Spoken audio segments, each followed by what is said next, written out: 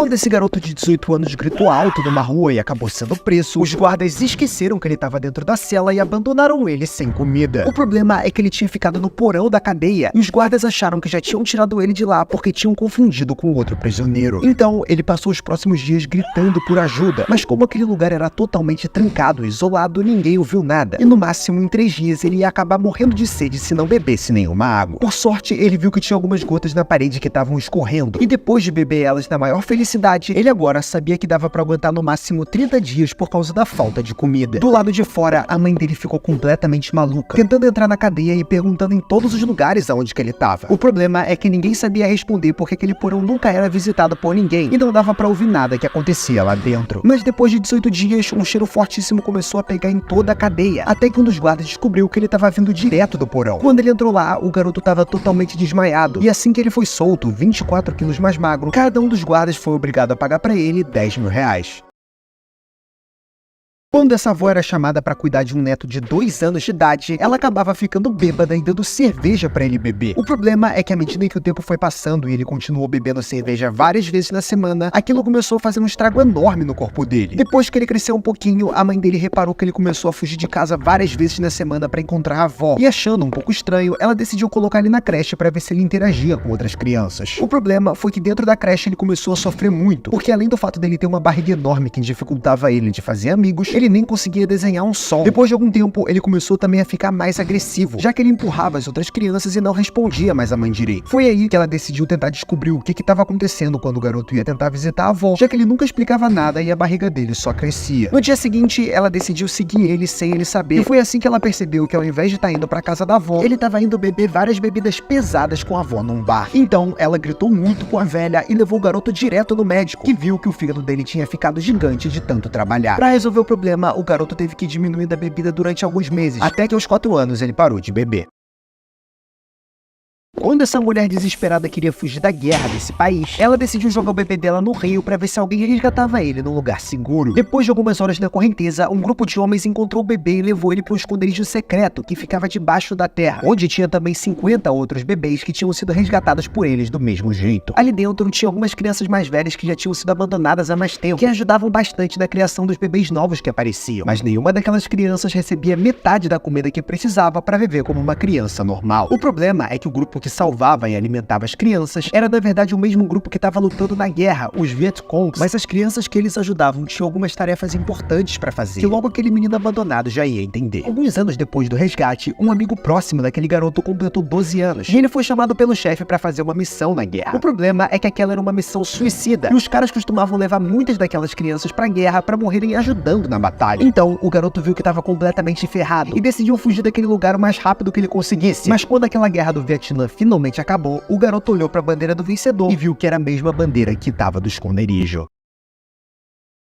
Quando esses 3 homens perderam toda a comida que eles tinham numa viagem de barco, eles foram obrigados a pegar a comida de índios selvagens que queriam matar eles. Então, o primeiro homem desceu do barco e foi tentar negociar com os índios. Para isso, ele mostrou pros caras um espelho que não valia nada. O problema é que esse grupo de índios já tinha caído nesse truque antes, então eles mataram o cara ali mesmo e deixaram os outros 2 com fome. Sabendo disso, o segundo homem desceu do barco para tentar realizar um assalto relâmpago. Para isso, ele esperou ficar de noite e invadiu a tribo de forma bem sorrateira. Mas por azar, um dos índios acabou encontrando ele e ele tacou uma lança que perfurou o cara na mesma hora. Sabendo que estava sozinho, o capitão do navio e o mais inteligente dos 3 homens foi até a tribo numa última tentativa de não morrer naquele dia. Então, ele foi desarmado conversar direto com o chefe, e ele falou pro cara que Deus tinha ficado muito nervoso com os índios e que graças a eles a lua tinha sumido do céu. Como naquela noite aconteceu um eclipse que fez a lua sumir, os índios ficaram morrendo de medo, mas o homem disse que traria a lua de volta se eles dessem comida. E quando a comida finalmente chegou, o eclipse acabou e a lua reapareceu.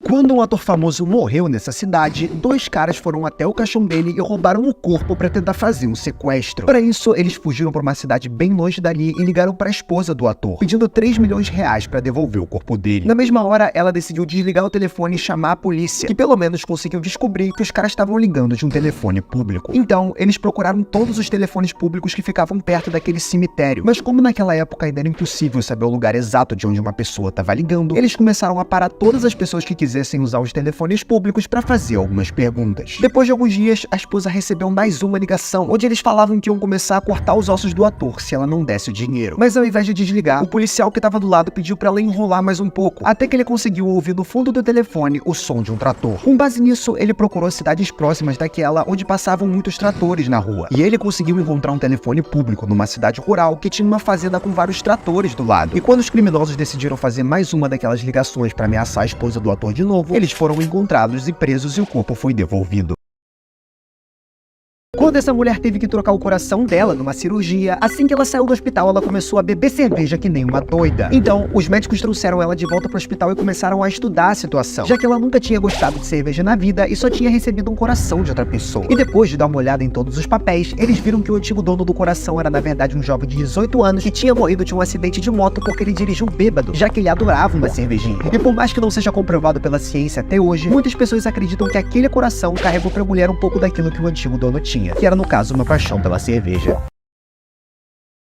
Quando essa cientista estava testando um vírus mortal, ela sem querer acabou se infectando com um vírus que matava 9 de cada 10 pessoas que pegavam. Mas como o vírus demoraria 10 dias para começar a fazer qualquer estrago no corpo dela, ela resolveu usar esse tempo para tentar procurar alguma cura para aquela doença. O problema é que ninguém nunca tinha pegado aquele vírus antes, então obviamente não ia existir nenhum remédio que pudesse salvar a vida dela. Então ela resolveu não contar para ninguém o que tinha acontecido e começou a testar alguns remédios aleatórios para tentar salvar a própria vida. Tudo isso enquanto anotava cada uma das coisas que acontecia no corpo dela. Alguns dias depois, ela começou a sentir as primeiras dores, e a partir daquele momento, se alguma outra pessoa chegasse perto dela, ela também seria infectada pelo vírus. Então, ela decidiu contar para os outros cientistas o que tinha acontecido, e ela foi imediatamente isolada dentro do laboratório. Mesmo que as chances dela sobreviver fossem realmente baixas, os caras procuraram remédios experimentais que nunca tinham sido testados antes. E enquanto o vírus destruía todo o corpo dela por dentro, vários cientistas começavam a entender melhor como que aquele vírus que se chamava Marburg funcionava. Mas depois de 14 dias, mesmo que ela tenha morrido por causa da doença, as anotações que ela fez foram muito úteis para aquela pesquisa.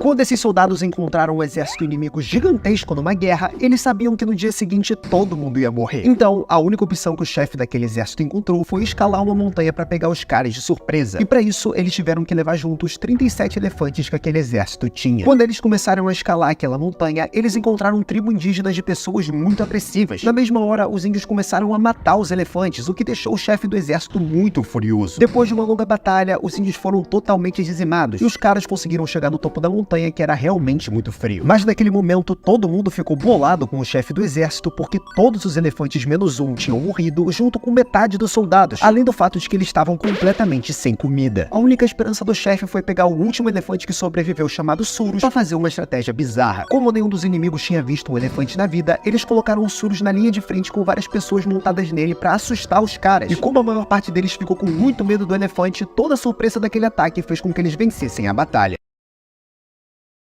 Quando esses três homens estavam minerando carvão numa caverna muito funda, um carro de feno começou a pegar fogo muito rápido e prendeu eles lá embaixo. Sem pensar muito tempo, o primeiro dos caras saiu correndo pro elevador da mina. E mesmo que ele tenha parado de funcionar por causa do incêndio, o cara tentou começar a escalar a parede com as próprias mãos. Mas quando um incêndio desses acontece, a fumaça tóxica acaba sempre se juntando antes no teto da caverna. Isso fez com que aquele cara sufocasse e acabasse morrendo ali mesmo. Então, o segundo homem tentou usar o que ele sabia fazer de melhor, que era minerar, para cavar um caminho direto para sua sobrevivência. Para isso, ele desceu a mina mais e cavou um túnel por baixo do incêndio, até que ele conseguisse encontrar alguma saída alternativa. Mas depois de horas trabalhando que nem doido, ele não conseguiu encontrar nenhum caminho lá embaixo e só morreu de cansaço. Mas foi aí que o terceiro homem lembrou de um detalhe muito simples que poderia pelo menos salvar a vida dele. Sempre que ele acabava de minerar, ele tinha que jogar todo o carvão que ele pegava dentro de um corredor bem estreito, onde o carvão de todos os andares era organizado para depois ser vendido. Mas como o corredor conectava todos os andares da caverna, ele simplesmente escalou o corredor até a superfície e saiu vivo.